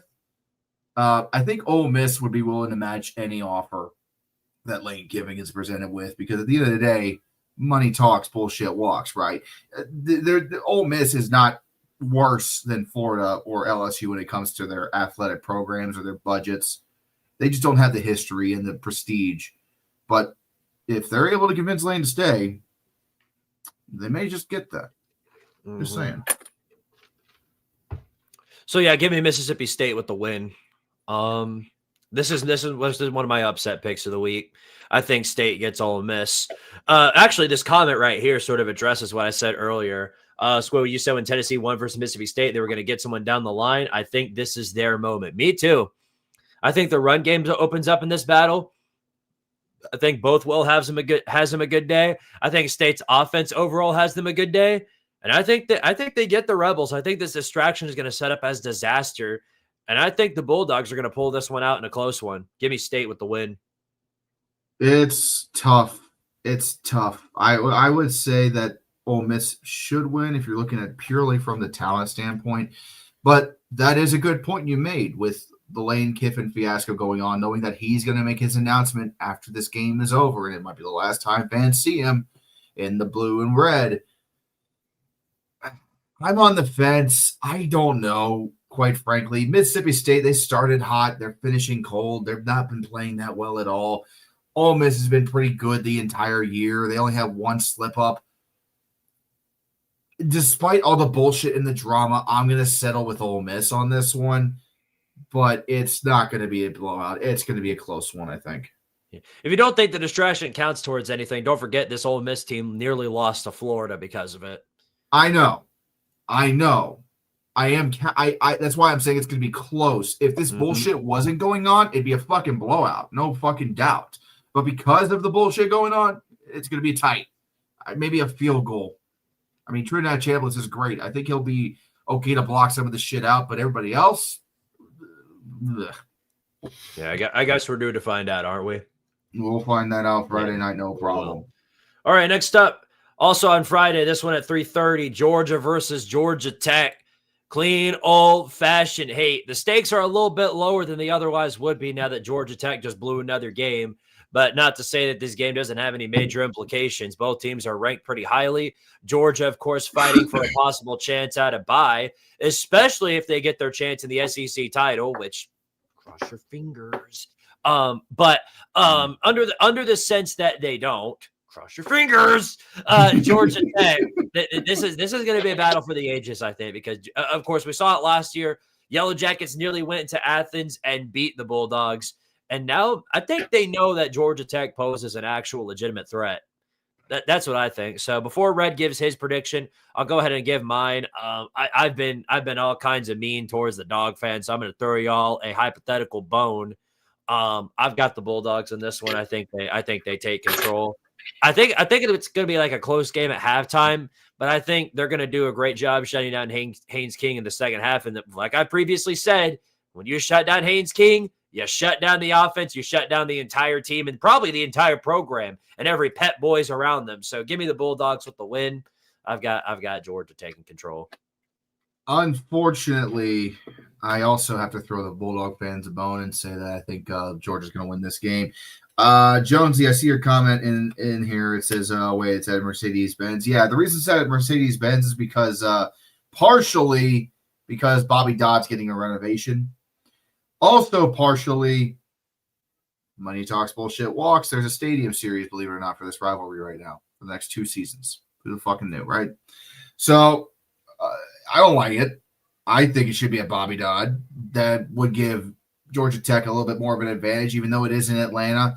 Georgia, this is basically their home away from home. They've had so many great games in Mercedes-Benz. They've won so many championships in Mercedes-Benz, the SEC, the national championship. I think they won in Mercedes-Benz at 1.2, if I'm not mistaken. If I'm wrong, I might be wrong, actually. But you get my point. They've had so many great. Yeah, I forgot. They actually lost it to with the fucking overtime game. My bad. Either way, they've won so many games in this stadium. It's basically their home field, even if it's in Atlanta. And there's not going to be a lot of Tech fans there because it's a neutral site. Even if it's not far from Bobby Dodd, it's a neutral site. It's NFL seating. It's not college seating. The college fans are going to be priced out. It's going to be rich pompous assholes at this game. And unfortunately, Bulldog fans travel well because they're a bunch of rich pompous assholes. So give me unless they crash like the entire team. unless they crash or get pulled over. Give me Georgia. Or arrested. or all the above. Yeah, they just had another player get arrested just yesterday. So well, yeah, it's already started. God damn it. It's like the offseason never ended for him. Anyway, Dumb Gamers 2234 with the 2 says, "Who's your sugar daddy?" Not you. Are we talking about Jordan Hudson here? Or are we talking Dumb Gamers has donated an obscene amount of money to my YouTube channel since we started to take off last year. And at one point, the joke running was he was the sugar daddy on the YouTube channel. JFKH has some words with you about that one, buddy. I'm just going to tell you that right now. that dude's an absolute legend. Love that guy.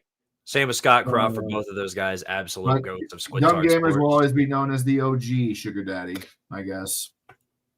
Even though I am owned to no man. Speaking of which, speaking of sugar, how sugar high do you think this will make the Aggies if they wound up winning this one and finishing out 12-0? That's what I want to know. Sugar high, dude. We're talking cocaine high. What the fuck are you talking about? Sugar. Yeah. Anyway, yeah. No, this is a big game right here. Not only that, but A&M is coming in as the favorite in Austin. So Texas, while they still have a shot at the playoffs, if nothing else, they have the chance to play spoiler here against A&M. They're coming in 11-0, have yet to take a loss. This is ironically the best SEC. Excuse me, the best SEC team that they've played all season long, and it's Texas on the road. Do you think they could spoil A&M's season by winning this game? Bull's gonna kill me for this. I think Texas is gonna win. I think Texas is gonna win. God damn it. God fucking damn it. I'm sorry. Look, it's as much as I hate the fucking Longhorns, and I hate them with a fucking passion. Let me be clear. A&M at times has looked kind of flawed and fluky. They've had a couple of close games against teams where it should not have been close. They did beat Notre Dame in Notre Dame. I'll give them that. They can beat top teams. But the records go out the fucking window when you're talking about A&M and Texas. Everybody knows this. First game in Texas since in over a decade. Well over a decade between these two schools. And I dare say that the pressure of what they are trying to accomplish and the fucking noise that DRK, whatever the fuck DRK Stadium, whatever the fuck they call it in that piece of shit, Austin, Texas. I think it's going to be too much. Give me the horns. I think this is the game where Arch Manning actually makes a statement. Finally, they just went ham on the holiday hams. He's been getting hot towards the end of the season. He's starting to get more comfortable. He's getting better. But as you said, this is the best team that the SEC A&M's faced all year. So I know I don't want to hear ESPN glaze. Nobody does. I don't want to go into work, look at my TV in my office, and be like, oh, and they'll be like, oh God, Arch Manning. Oh, Arch Manning. Fuck, I don't want it any more than you do. No kidding. Anyway, Big Bang. Boom. Look who came in with the drop. With the bomb drop, $100 super chat from JFKH, specifically probably to you, Red. Yeah. I am the guy, not you, and for your toilet, F you. There you go. There you go. JFKH is a real one. He's a real one. Shout out to him, bro. Coming in through the clutch. JFKH, thank you so much. That's a big help. Again, thank you very much for doing that. What a goat. Why is it that every time I bring his ass up and I like some sort of like it almost comes off as a dare sometimes. He's like, oh, okay, cha-ching. Like, what the fuck? Mm-hmm. Yeah. he had the button ready. What a guy. What a legend. Anyway, I think A&M wins this game. I think they prove that they've got some worth to them. Because while they've had their struggles, they've already proven, like with the Notre Dame win, they've got a talented team when everything comes together. I think Marcel Reed has them a day on the Texas defense. I think they go in there, and I think they do what they got to do to win. That's what I think. We'll see how it holds up. It's going to be a close one no matter what, but I just don't think it's going to happen, man. We've seen this movie before on my channel, unfortunately, too many times. Well, I guess we're due to find out, aren't we? Anyway, here's your next game right here, noon on Saturday, Miami and Pitt. This brawl has a couple of implications mixed in there with the ACC title game. For one, if Miami wins this game, they'll be 10-2, probably heading to the playoffs, going on the road to play, but they'll probably be there. If Pitt wins this game, that puts Pitt ahead. Now it doesn't put them in any playoffs. They've been way out of that for a long time, but it's going to put them in the ACC championship. But if they lose and Miami wins the game, neither one gets in. Instead, what you're probably going to get is SMU versus Virginia for the daggum ACC championship. And what a brawl that's going to be. SMU and Virginia. Hell yeah. Yep. Tank conference personified. Anyway, I've got this is a tough one for me to say, but Mario Cristobal has, for the longest time in my eyes, had the tendency of blowing it at the very end. And until he doesn't, I can't pick him to win here. I'm taking Pitt. I'm taking Pitt to win this game outright. I think Heinz Schnell has him a day on the defense. Not enough of a day to blow out Miami or any given circumstances like that. But I think the Panthers are going to make enough plays on defense, especially on Carson Beck, to get the W. I am also going to side with the Yinzers, the Fighting Yinzers of Pittsburgh. And the reason why, again, Heinz Schnell he is 6-0 against ACC opponents this season since he's been starting. He is like a fucking cheat code, man.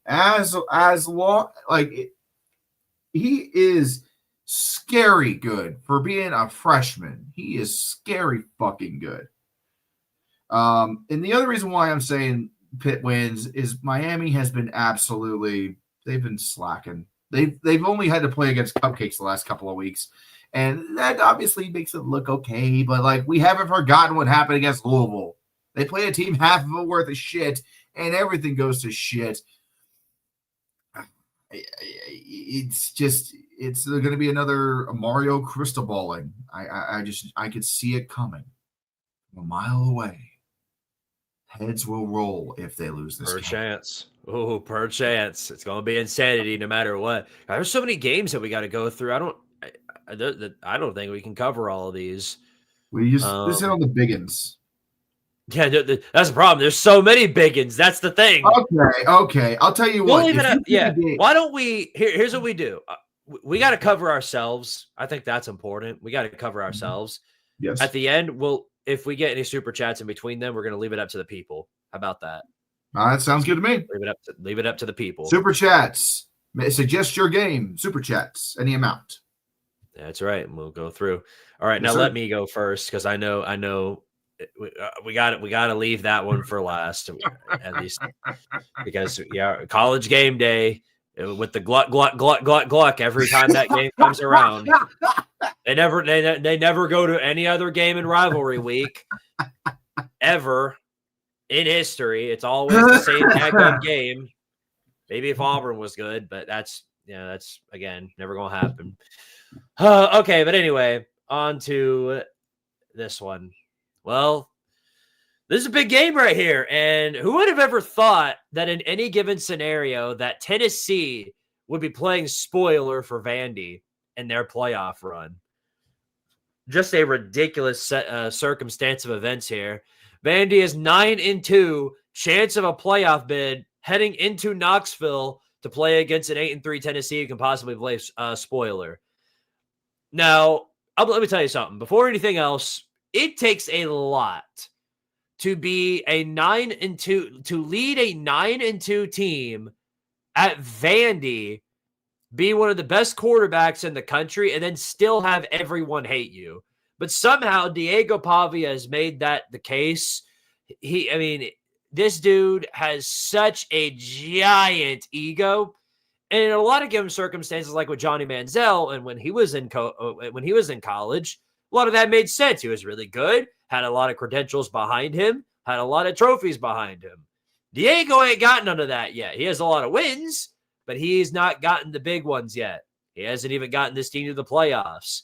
Tennessee has the chance to be the biggest spoiler for Diego Pavia and Vandy. And the way I see it is Joey Aguilar, Deshaun Bishop, Chris Brazzell, Peyton Lewis, Star Thomas, and all the rest, and especially Josh Heupel, are going to make sure you know your place because because now that you've gotten 9 wins, you've got a very sharp tongue. You think you're unbeatable. This is your best season ever. Not just best season as long as you've been alive, not just the best season in the last 50 years.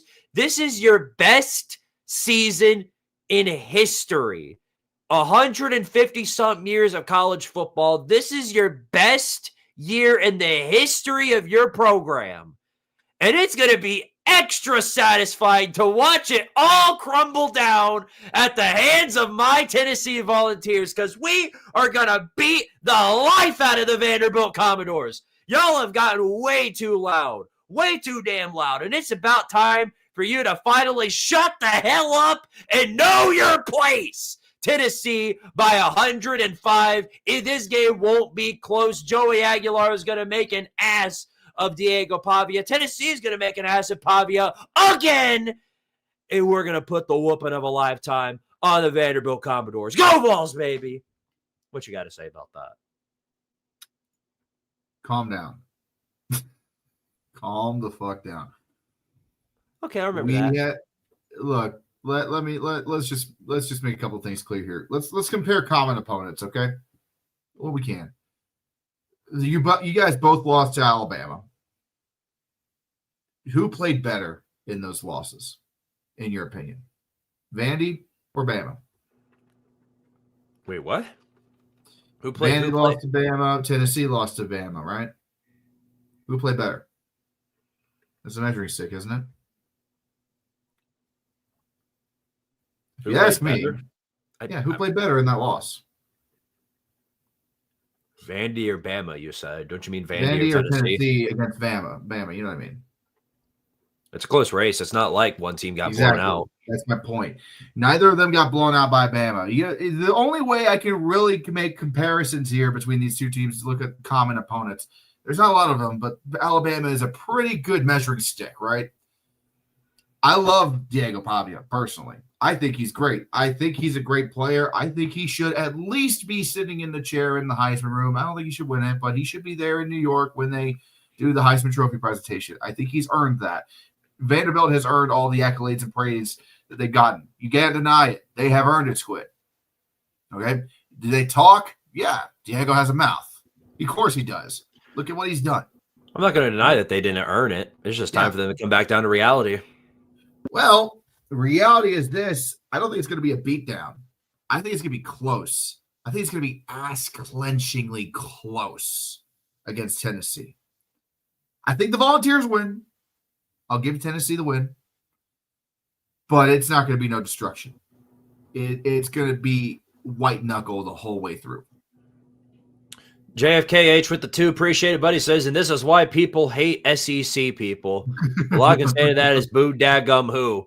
It's football. We're allowed to trash talk. What, are you only allowed to trash talk if you're a Big 12 fan?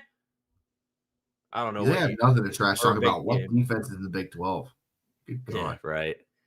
Okay, well, now that I've gotten that out of the way, let's see if you can, since you know what, you take the floor. Why don't you? There's nothing else I need to say. Because it's time. It is time. Let us know what you think. You know, there comes a time in every man's life where you need to ask yourself one simple question. What is hate? What's hate? Okay. I hate the weather. I hate the taste of this food. I hate where I work. I hate the people I have to spend time with or something like that. I hate my car. I hate my bills. I hate my fucking internet. I hate my laptop. I hate this. I hate that. None of those compares to the level of hatred that I have for that team up north. Okay? Like somebody said once that there's too much energy to hate. It burns too much energy to hate. It's easier to forgive. There is going to be no forgiveness. There is going to be no mercy.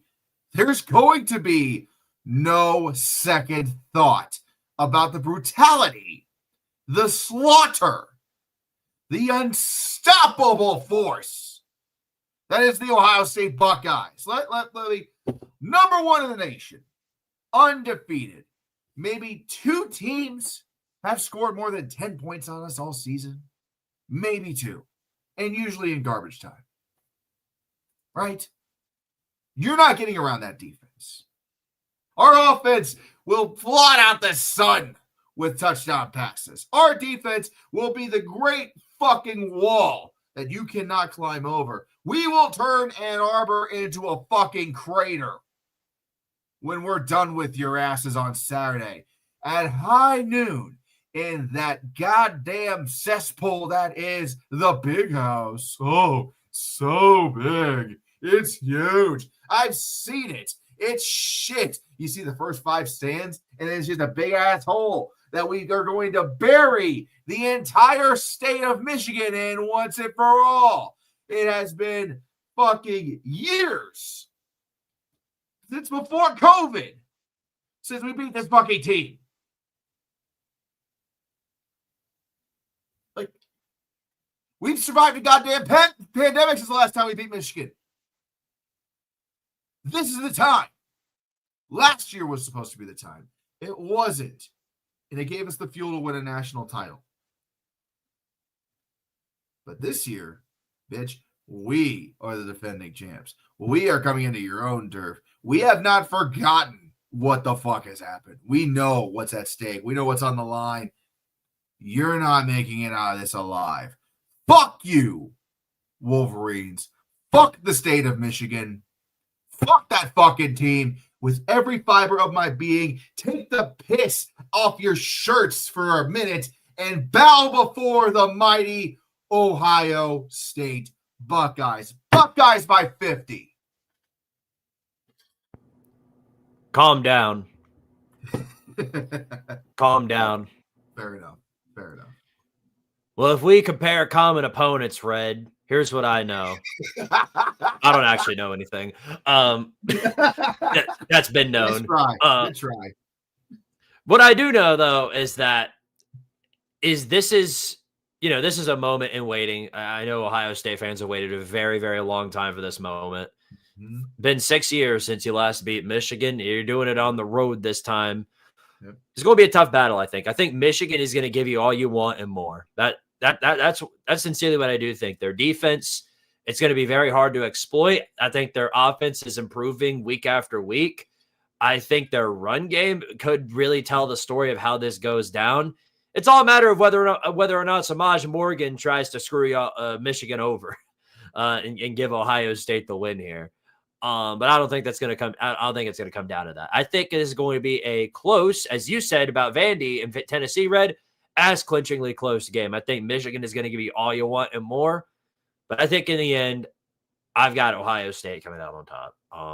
It's going to be a close battle. It's going to be, again, fun to witness, but we've seen it before. Ohio State does have the clutch mode and their potential. And when they need to come up clutch, their defense has done so. So I think they'll take like a score lead, something like that, kind of keep it throughout the whole thing, maintain it, and then, well, the rest is history. That's what I think happens. But yeah, I've got Ohio State winning. I don't think they cover, but I do think they win. Win FM, appreciate the 5. He says, same thing you said the last 4 years, Michigan 5-0. Fuck you. JFKH with the 2. He says, this is why Big Ten fans are hated. Nah, just Buckeye fans. Just Buckeye fans. Indiana's not hated, I don't think. Kenny Vasquez with the 5. Thank you, buddy. He says, give me Michigan. Also, Squid, congrats on winning your Super Bowl, beating the Gators in the swamp. Yeah. Tennessee undefeated in Super Bowls, by the way. But thank you. I appreciate it. Congrats on winning the Super Bowl. That's the closest you guys are going to have this season, unfortunately.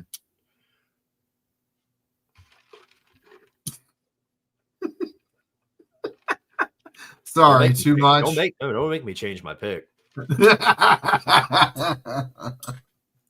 I mean, look, I'm going to remember that for next week. Don't you better watch it. I'm sure you will. While you all eat shit at your words, giving me, oh, Michigan's going to win. Michigan's going to win. Nah, Michigan ain't winning that game. Mark my fucking words. Michigan is not winning that goddamn game. So what do you do if they don't? What do you mean, what do I do if they don't? What do I do if you don't win? If they don't win, I drink. Simple as that. Oh, fair enough. Okay. Well, there you go. Young Gamers, really appreciate the 5. He says, red translation, despite the Buckeyes being the more dominant team and the favorite, Michigan will beat the Ohio State University by a field goal. Oh. Not happening. Not this year. This is not that. It's not this year. We're beating them. We are fucking beating them. I will never be satisfied. He wants it until we have the all-time winning record against Michigan. Michigan currently leads the all-time series. I'm never going to be satisfied until that changes. The day that we have more wins against Michigan than they have against us, I'll calm down. It ain't happening anytime soon. Yeah, that's may not happen in your lifetime, honestly. It'll happen in my lifetime. Don't you worry about that. It'll happen in my lifetime. Mm-hmm. It will. I have faith in that. I don't have faith in a lot of things, but I have faith in that. It'll happen. Well, yeah, I guess we'll see. Right now, we share. At least we share that same, that same bad luck. We have losing records against our rivals, but that's the way it do be sometimes. All right. Anyway, Red, it's time. It's time for that moment of the FBS report. You made the graphics. You get to go ahead and show the class. Yeah, we gotta get conference and playoff scenarios down. So, Red, show the class what you've shown. All right. Once again, here are the rules. There are none. We're just going to go in alphabetical order, and I'm going to kind of explain what's going on this week. It's a little bit better research than last week. I will say that up front. It's also a little bit easier to follow, believe it or not. So here we go. We're going to start with the American. Current standings. For Tulane, win and you're in. For Navy, if you win, you're also in. But should Navy lose, North Texas, you slide in to play Tulane. USF, the South Florida Bulls, somehow they are still alive for a conference title spot should everything else go to hell and tiebreakers go their way. It's a long shot, but it could still happen. The ACC, it's a mess. It's a complete and total mess, but it's fairly easy to follow. Virginia and SMU, they win their games, they're in. SMU is in on tiebreakers if that were to happen. Pitt needs to beat Miami and have Virginia or SMU lose their games. Miami needs everything to go right. When Virginia loses and SMU loses. What? No crying in the casino, loser. That's the description for Georgia Tech. Wow. Yes, I was getting there. For the record, I did not see this before now either. This is the first time I'm actually seeing these standings too. So yeah, Georgia Tech, even though that was only their second loss in conference play, they would need literally everything to go right and everybody above them to lose to have any hope, because their last game is against Georgia, which is non-conference. Yeah, in other words, let's go gambling. Why do I keep losing? No crying in the casino, losers. You gambled the season away. It's over. But that's how that ended up going for them. Now, to the Big 12. Conference title standings here. For Texas Tech and BYU, winning in. Fairly easy. It gets a little weird, though, should anything happen here. If Arizona wins and BYU loses, Arizona State's in, I should say. It's Arizona State, not Arizona. I confuse the two sometimes. I'm dyslexic. Fuck you. Utah needs everybody to fucking lose. Like BYU, Texas Tech, Arizona State all need to lose in order for them to make the Big 12 championship game. Yeah, I seriously doubt that's going to happen if you just look at the opponents that they have to go up against. BYU, Utah's playing Kansas. That's a fairly winnable game. Arizona State could lose. They're playing Arizona. Both are 8-3 going into the game. Tech's got West Virginia. BYU is playing UCF. So go ahead and consider them dead. Big Ten time. Ohio State and Indiana winning in for both. It gets weird, though, if Ohio State were to lose. If Indiana loses, they still have a path in because they have the tiebreaker over Oregon. But if Ohio State loses to Michigan, and if Oregon loses, Michigan's in. Just like that. They only need Oregon or Indiana to lose with a win over Ohio State. Oregon, they need Ohio State to lose. Indiana losing does not mean anything to them because Indiana beat their ass. So fairly straightforward there. It's all going to get decided on Saturday, except for Indiana plays Purdue on Friday night. Going to that game. It's going to be a lot of fun. Girlfriend's a Hoosier. She's going to enjoy it thoroughly, I think. Moving on to the bottom of the barrel for a moment here. Conference USA. Even the graphic didn't want to show up. Yeah, no shit. This one's fairly easy because Kennesaw State won. Jacksonville State had a chance to clinch, but they blew it by losing to I think it was Coastal last week. I can't remember who they lost to, but they lost their game last week, which kind of puts them in a bind. Western lost their game, but it's non-conference against LSU, so it doesn't really matter. Jacksonville State and Western Kentucky play each other this week. The winner of that game goes to the conference title. Kennesaw State plays Delaware. All they got to do is beat Delaware, and they're in. And now, probably I'm going to save the messiest conference for last because it's just so much fun. The Mountain West, we'll come back to the MAC in a minute because it's just a fucking mess.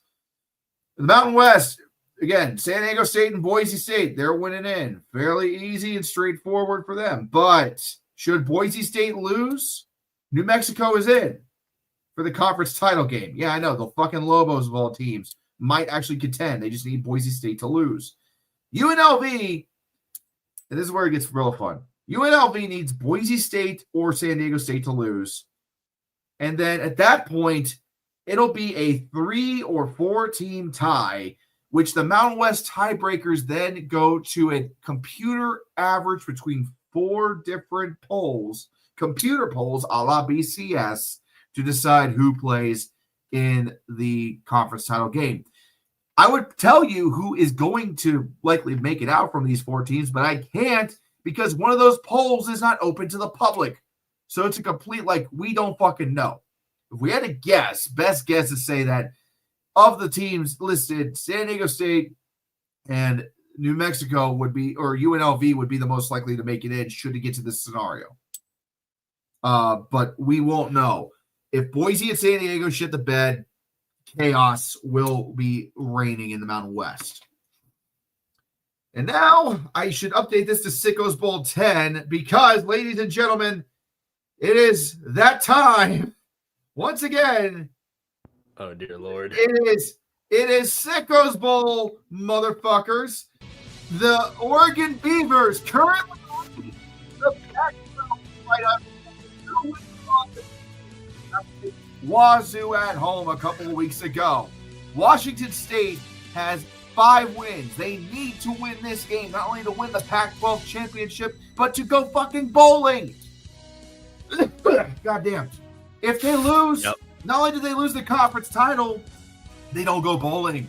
Everything is on the line for the Pac-12 championship. Winner takes all. No one is going to be happy at the end of it regardless. There is no fucking crying allowed in the casino. Moving on. Yep. SEC. Sitting here Nothing again. changed. Nothing fucking changed. It's still because everybody played cannon fodder this week. Literally, it's shameful. Thank God the SEC is going to 9 games next year. Texas A&M and Alabama, they win, they're in. Georgia, they need Alabama or A&M to lose. Ole Miss needs everybody to lose. Actually, they don't need Georgia to lose. They just need Bama and A&M to lose. So if Georgia were to lose to Georgia Tech and Alabama, it doesn't mean, but Alabama and Texas A&M win, it don't matter. Even if Alabama wins, Georgia would still get in, believe it or not, despite the tiebreaker. So that's how that pans out in the SEC. Friday night will be a big hint on how I think it's all going to go down. A&M plays Texas. Ole Miss plays Mississippi State on Friday. We will see what happens from there. Conference USA, probably the easiest one of them all. James Madison clinched over a week ago now. They're already got their ticket punched. Troy and Southern Miss will play this week. The winner goes to the Sun Belt Championship game. It's going to be a good game, honestly. It's going to be fun. Oh, for sure. Yeah. No, Arkansas State had a chance, but then they blew it to Louisiana. So they're done. All right. Now, finally, the biggest mess of them all, the MAC. 5 teams, 5 God-forsaken teams are still in the hunt. Again, Western Michigan, they have the easiest path. All they got to do is beat Eastern Michigan on Tuesday. So tomorrow night, I believe, let me double check. Yes. They play Eastern Michigan tomorrow for Tuesday night action. Western Michigan wins, they're in. If they don't win, they can still get in, but they'll need some help at that point. Ohio. Notice how everybody needs more than one fucking thing to happen if they win, okay? Ohio needs a win, and they also need Western Michigan or Miami to lose to get in, okay? Miami needs to win, but they need Toledo. Wait a second, that doesn't make any goddamn sense. I just realized that. Toledo and Central Michigan loses. They can't both lose. Only one of them can lose. I got to double check that. So, well, Miami I mean, wins. Yeah. Right. Sorry. Go ahead. So that's narrow. My bad. I fucked that up. Miami needs a win. They need Toledo to lose, and I think they need Ohio to lose. You also said Toledo, by the way. My bad. Not to be that guy, but you're totally being that guy. Right? Toledo. You're blowing my moments. I'm sorry. Go ahead. Go ahead.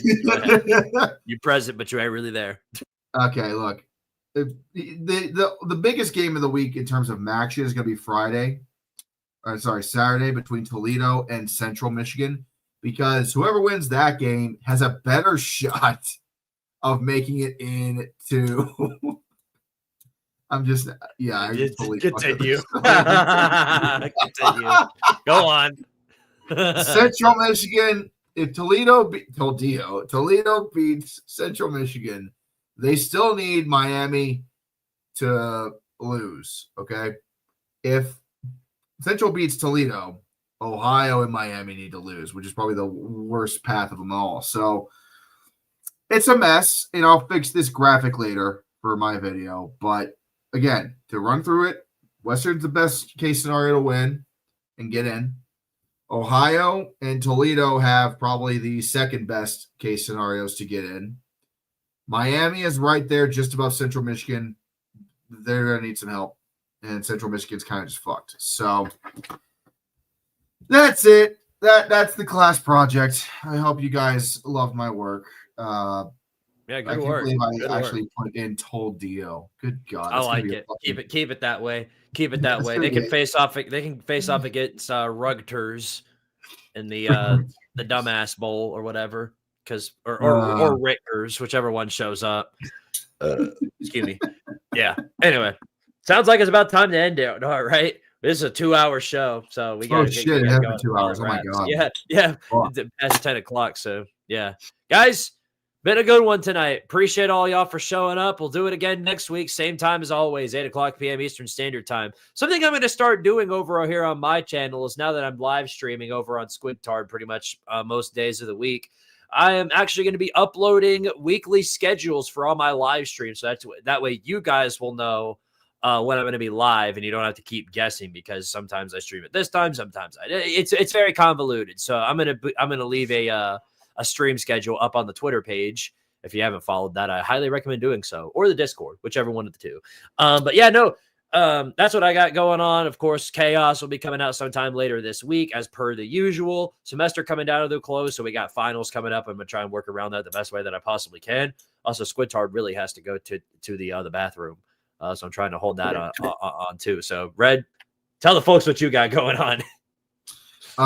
Week 13 Chaos will be out on Thanksgiving Day this week, thanks to the issues I described earlier, kind of putting a fucking kibosh on any work I was going to put on this weekend. So it's going to be delayed, but it will get done. And then Saturday, I will be live streaming for Ohio State, Michigan. I'm probably going to be a little bit tired because Friday night, I'm going to be in West Lafayette for Indiana versus Purdue. I'm going to see that live in person, so that's gonna be fun. I got some good seats too, lower section, close to the field. Gonna be nice. You might see my ass on TV, who knows? But I will. Outside of that, that's gonna be the thumbnail, by the way, if we do see you on TV. just warning you now in advance. I'm fully expecting that, and my girlfriend's gonna make me wear an Indiana jersey too. So no. Yeah, no, bandwagon confirmed. Throw them to the abyss. Do you see this shit? Do you see this fucking shit? I know bandwagon. Been a Buckeye since I was like 7 years old. After that, week 14 Chaos, and then I need to figure out if I'm going to do a separate video for conference championships. We'll see if I have time. All right. That's about it. Sounds good, brother. All right. Cool. Well, guys, appreciate y'all again for being on here tonight for another rendition of the FBS Report. Plenty of FBS to go around this week as well as next week. Expect a lot of chaos to occur as per the usual, but especially this upcoming week, because promise you, no matter what, we're going to see some chaos happen as with every other week. So we'll see you guys again next Monday for another rendition of the FBS Report. And that's all I got to say. See y'all next time. And of course, power to Tartaria beyond anything else. But Red, tell them, say your piece too. Don't put fidget toys in your toilets. Do not forget that. That is very important. Otherwise, that is a very important piece of advice in life. Fidget toys do not belong in your toilets. Your wallet will thank you. Have a good week, guys. Enjoy the chaos. We're out of here. Right. Take care, y'all. That's it. Jesus.